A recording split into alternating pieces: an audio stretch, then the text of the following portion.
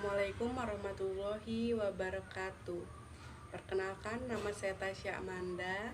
Saya di sini dari kelompok 2 ingin mempresentasikan makalah konseling lintas budaya. Yang pertama, di sini ada faktor yang mempengaruhi konseling lintas agama dan budaya. Di sini ada beberapa faktor. Yang pertama ini adalah persepsi.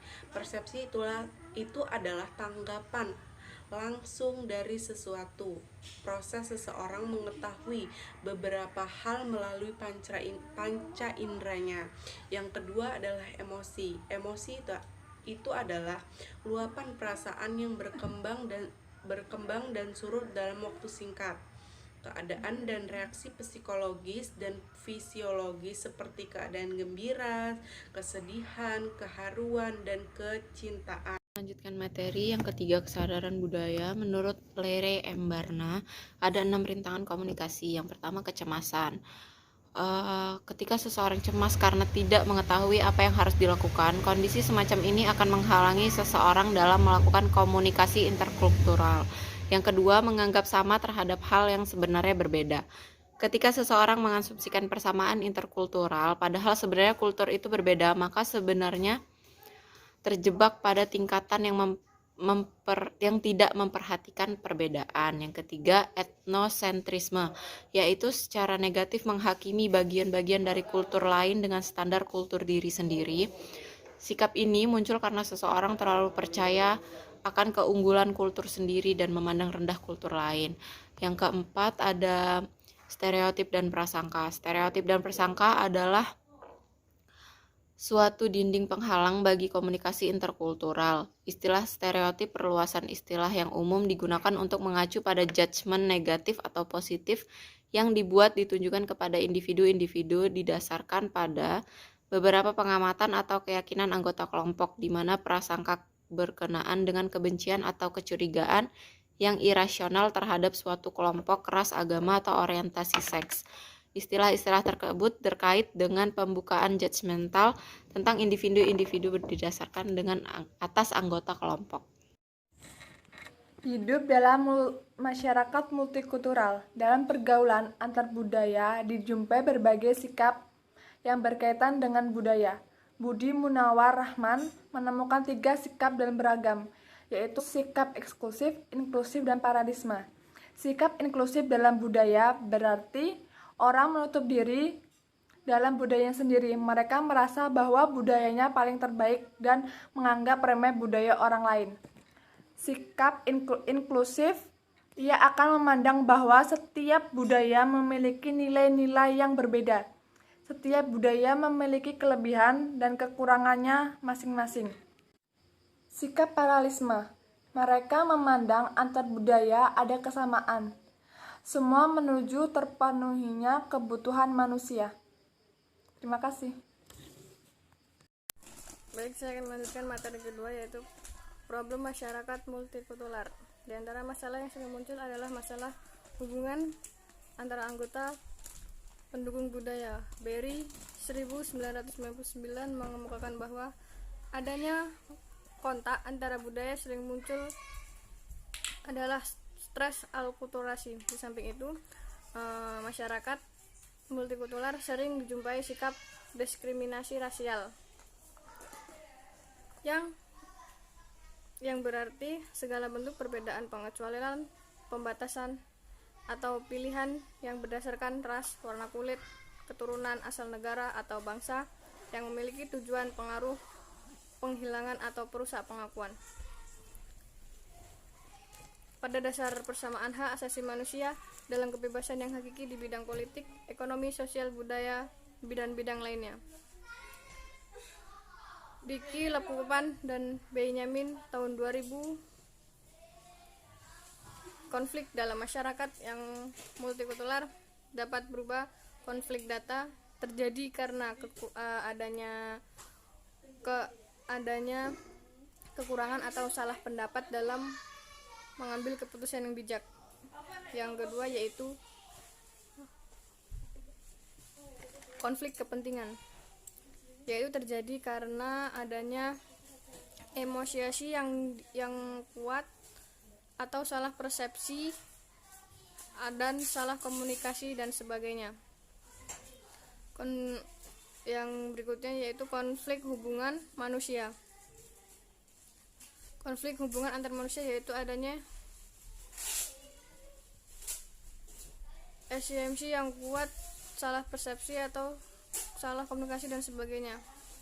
Yang selanjutnya yaitu D, konflik nilai, adanya sistem kepercayaan yang tidak berkesesuaian.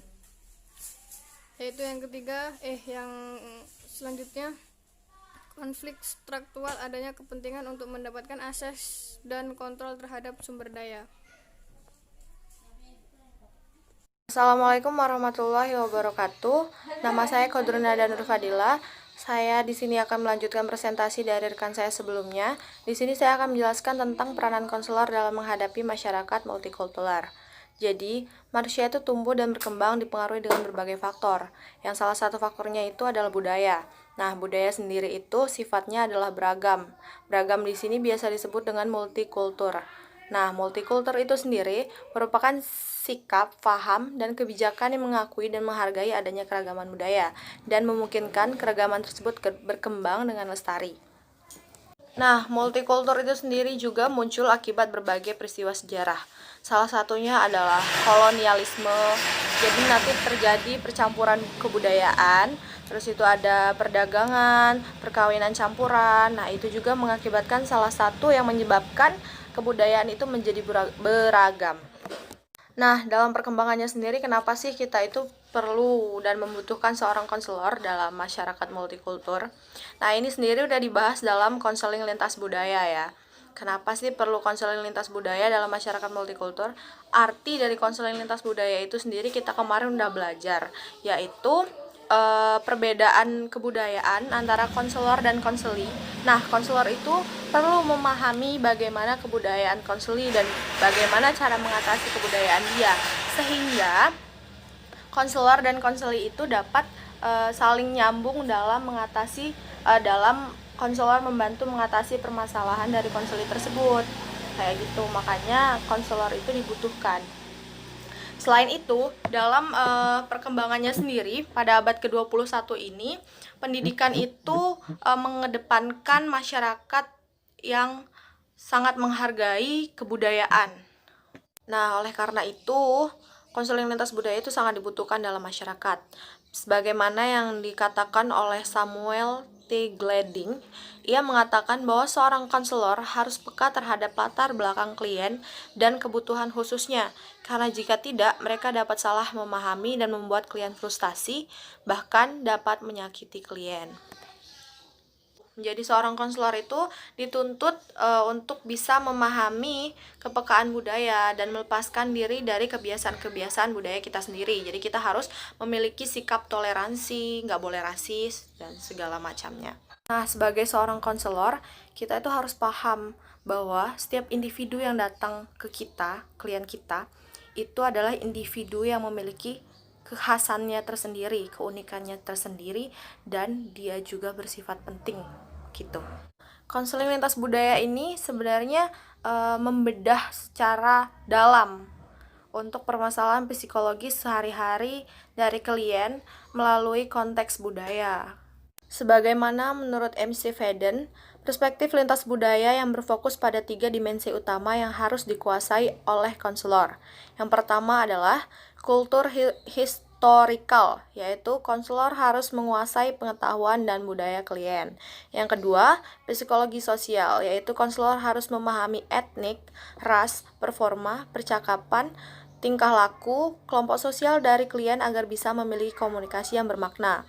Yang terakhir ada scientific ideological, yaitu konselor harus menggunakan pendekatan konseling yang tepat untuk menghadapi masalah yang terkait dengan lingkungan regional, nasional, dan internasional dari klien kita.